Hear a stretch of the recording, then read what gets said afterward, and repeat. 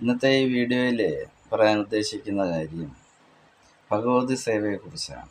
ഭഗവതി സേവ ആദിപരാശക്തിയായ ദേവിയുടെ എല്ലാ ഭാവകലകളിലും നമ്മളൊരു നിലവിളക്കിൽ 5 തിരിയിട്ട് 5 ദേവിമാരുടെ സങ്കല്പസ്ഥിതിയിൽ ചെയ്യുന്ന ഒരു പൂജയാണ് ഭഗവതി സേവ. ഈ ഭഗവതി സേവ നമ്മളുടെ ആരൂഢങ്ങളിൽ വൈകുന്നേരങ്ങളിൽ നെയ്വിളക്ക് കത്തിച്ച്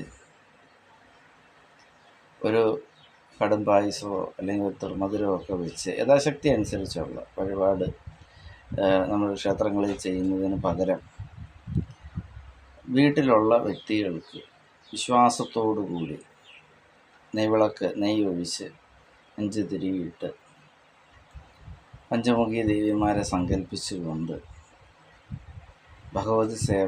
ഭഗവതിയെ സേവിക്കുന്ന ആ ഒരു ചടങ്ങ് യഥാശക്തി അനുസരിച്ച് നമുക്ക് തന്നെ ചെയ്യാവുന്നതാണ്.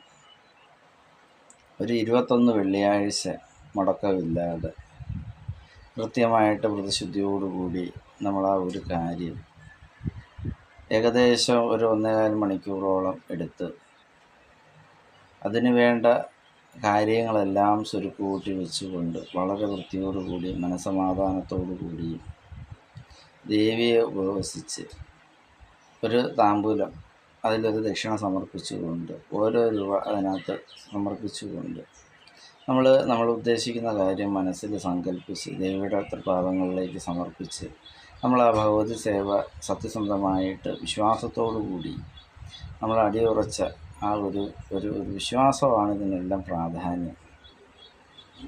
നമ്മൾ ആ ഒരു കാര്യം ചെയ്തു കഴിഞ്ഞാൽ തീർച്ചയായിട്ടും ആ 21 വെള്ളിയാഴ്ചയ്ക്ക് ആരംഭിച്ച് കഴിഞ്ഞ് നമുക്കത് കാര്യസാധ്യമായി വരും.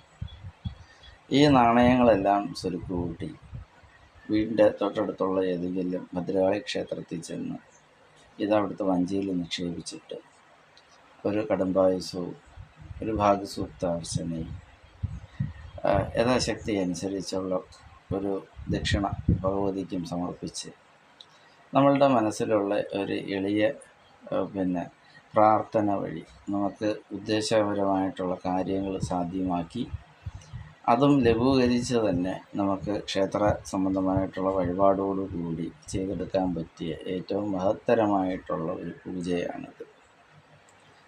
അതും വ്രതശുദ്ധിയോടുകൂടി തന്നെ ആയിരിക്കണം. കൃത്യമായി നമ്മൾ ഈ ഒരു കാര്യം ചെയ്തു കഴിഞ്ഞാൽ അതിൻ്റെ ഒരു ഫലം നമുക്ക് വിചാരിക്കുന്നതിനേക്കാൾ വലുതായിരിക്കും.